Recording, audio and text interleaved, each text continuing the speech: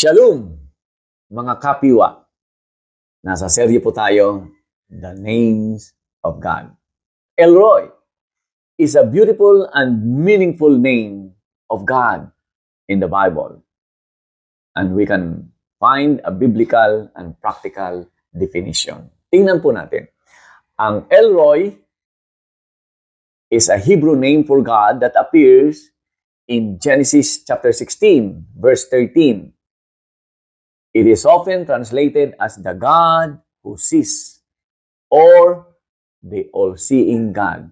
Ang Diyos na nakakakita at ang Diyos na tumitingin at umaalam sa mga bagay sa buhay ng kanyang mga nilalang. As we study the Word, ang tawag po nito sa pag-aaral ay etymology. The name El-Roy is derived from two Hebrew words. Again, El means God or Almighty One, and Roy means sees or who sees. Nakakita or tinitingnan. Ano naman ang practical na Elroy? Ano ang ibig sabihin nito? Ano ang practical na definition?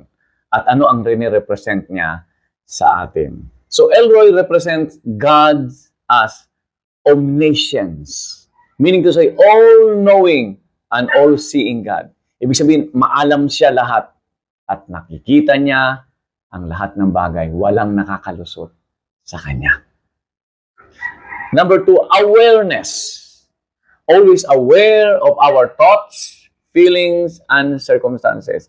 Hindi lamang po niya nakikita, kundi nalalaman niya ang mga bagay na iyong iniisip, nararamdaman, at ang mga nararanasan mo, circumstansya.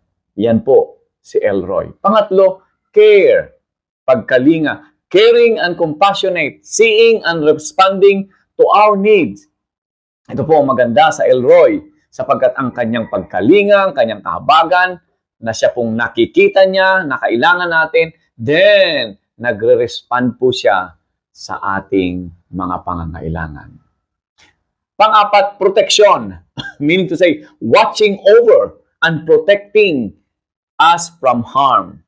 Ang Elroy na ito na ating Diyos, ng pangalan ay Elroy.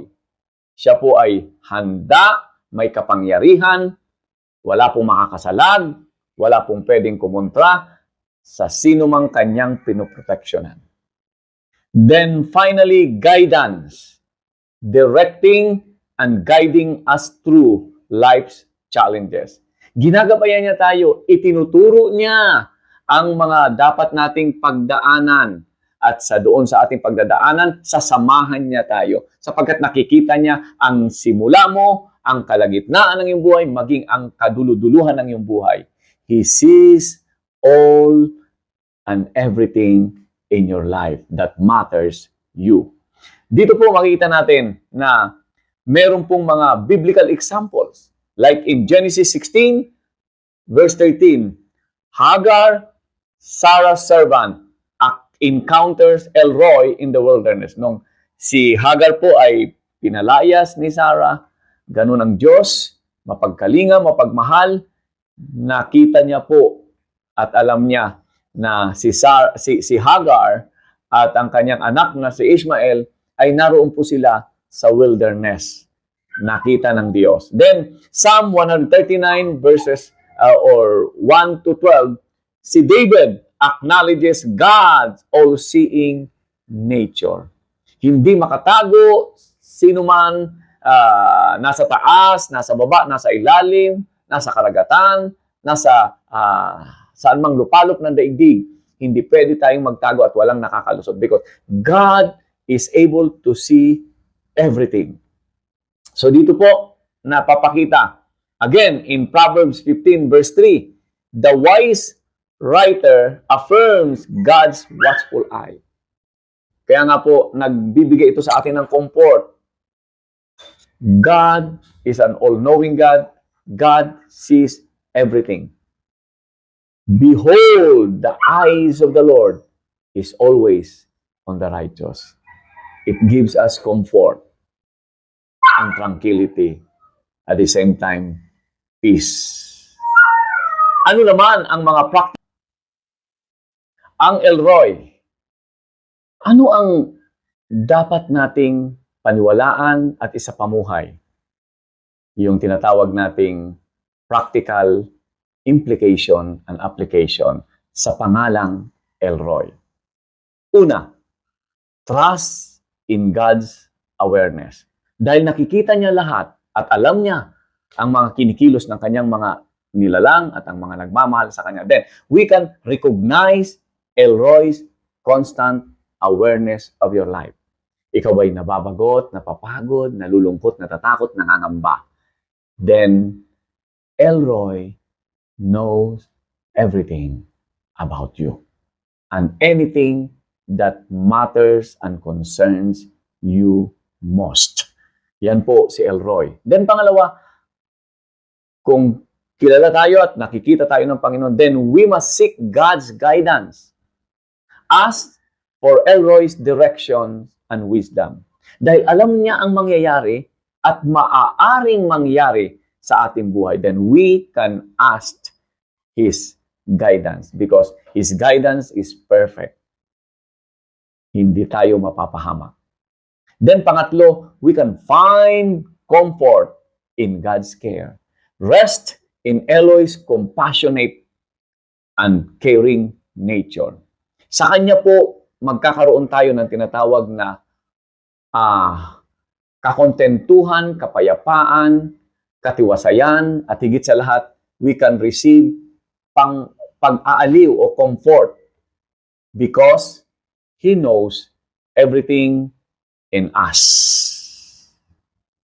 Then, number 4, live with integrity. Remember, Elroy sees all and live accordingly. Walang pwede pong makatago. Lihim man o publiko, alam ng Diyos, alam ni Elroy, ang ating mga ginagawa, iniisip, binabalak. Yun man ay pampubliko o pampribado. That's why, let us all live with a life of integrity, dignity, holiness, and righteousness. Yan po ang nais sa atin ni Elroy sa buhay natin na ito. Then, finally, praise God of omniscience. Praise God's omniscience. Worship Elroy for His all-knowing and all-seeing nature. Ito po ay nagbibigay sa atin ng pagpapakumbaba, na dumulog, magtiwala, at isurrender ang buong buhay, at higit sa lahat, purihin, sambahin, at paglingkuran si Elroy sapagkat siya lamang ang karapat-dapat at siya lamang ang makapangyarihan na nakikita ang lahat ng bagay. Kumusta ka, kapiwa? Ano na ngayon ang iyong kalagayan sa buhay? Saan naroon si Elroy? Ano ang ginagawa ni Elroy sa iyong buhay? Siya ba ay naluluwalhati, naluluguran sa buhay mo? Ito man ay pampubliko o pampribado? Remember this. Elroy can see and He will see it throughout. And He will be with you no matter what will happen. Pagtiwalaan at ialay ang buhay kay Elroy. Ang buhay na pinagpapala ay buhay na nagpapala.